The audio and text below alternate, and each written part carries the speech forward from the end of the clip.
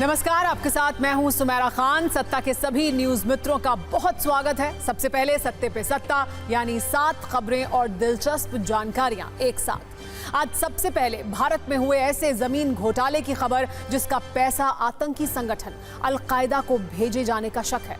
यह खबर आतंक के उसी डॉक्टर इश्तियाक से संबंधित है जिसकी टेरर फाइल हमने कल सत्ता में खोली थी। आज इस पर कुछ और बड़ी चौंकाने वाली जानकारियां सामने आई हैं। फिर विमान से सफर करने UEM जयपुर एक आदर्श लक्ष्य है। भावी छात्रों के लिए अच्छी नौकरी, भविष्य के लिए तैयार कौशल के साथ अच्छी शिक्षा वाले यात्रीगण ध्यान दें, क्योंकि सत्ता में आज हम आपको एयरलाइंस के महंगे टिकट वाली लूट के बारे में बताएंगे। कैसे ऑनलाइन सर्च करते करते फ्लाइट टिकट के दाम अचानक से बढ़ जाते हैं। हमने आपके साथ हो रहे इस धोखे को डिकोड किया है। इसके बाद जरूरी सवाल, क्या ओल्ड पेंशन स्कीम पर जल्द कुछ बड़ा होने वाला है? आज कर्मचारी संघ के 12 प्रतिनिधियों के साथ प्रधानमंत्री मोदी की एक मीटिंग है जिसका मुख्य मुद्दा है NPS और OPS।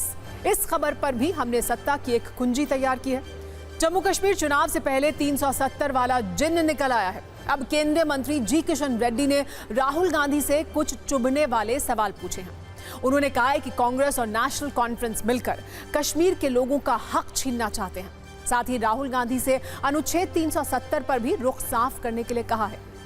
यही अनुच्छेद 370 PDP के मैनिफेस्टो में भी ट्रेंड कर रहा है।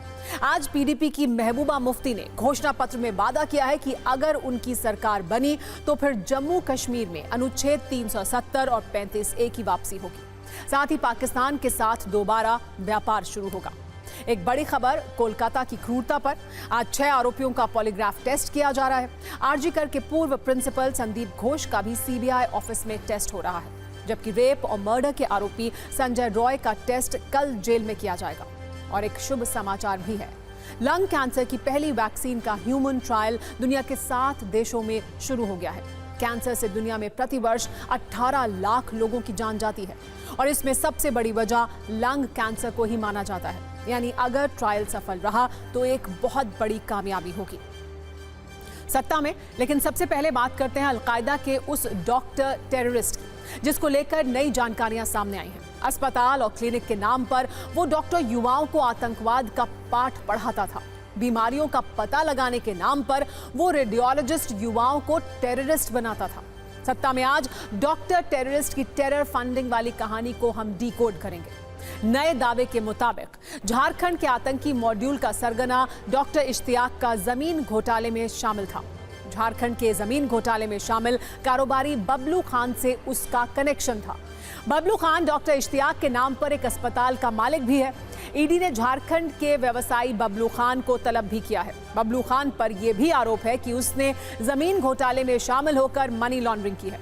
ईडी ने पहले ही इस मामले में 2 जमीन के टुकड़े जब्त किए हैं जिनकी कीमत 74 करोड़ 39 लाख रुपए है। दावा है कि डॉक्टर इश्तियाक के नेतृत्व में यह मॉड्यूल देश में आतंकी गतिविधियों को अंजाम देने की योजना बना रहा था।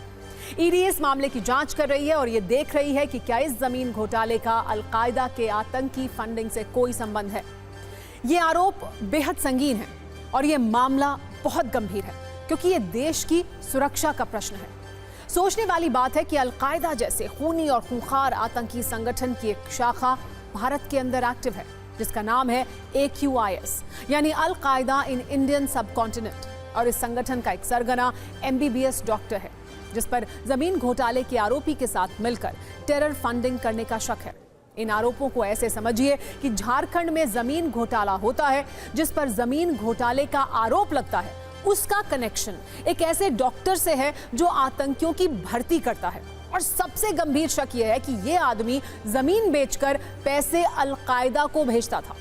अब ईडी के अधिकारी डॉक्टर इश्तियाक से पूछताछ करके एक-एक सच को सामने लाएंगे। ईडी दिल्ली पुलिस की FIR की जांच कर रही है और यह देख रही है कि क्या इस मामले में मनी लॉन्ड्रिंग का अलग मामला दर्ज किया जा सकता है।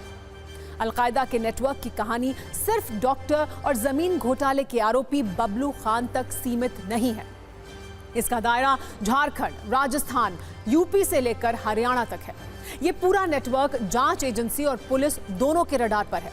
इस मामले में दिल्ली पुलिस ने अब तक 11 संदिग्ध आतंकवादियों को गिरफ्तार किया है।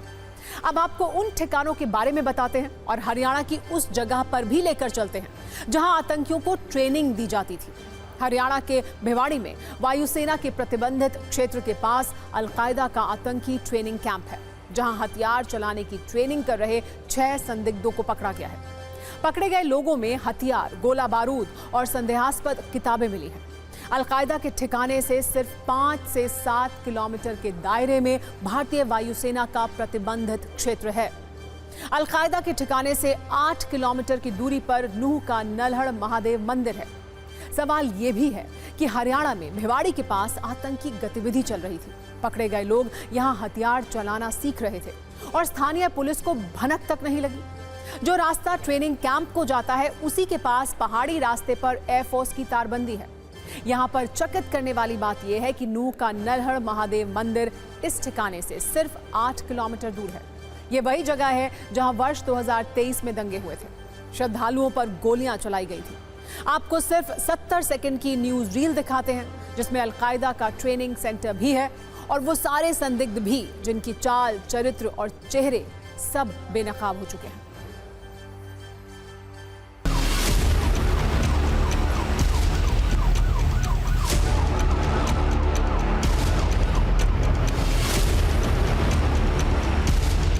आए, उनको करीब संख्या में 6 लोग थे, जिनको वहाँ पुलिस को हमने गिरफ्तार करके उनको सुपुर्द किया गया था। और बाकी शेष जो कार्रवाई थी वो क्योंकि दिल्ली पुलिस उसमें स्पेशल सेल्स में डील कर रही, तो उनकी पूरी डिटेल्स है वो उसके पास है।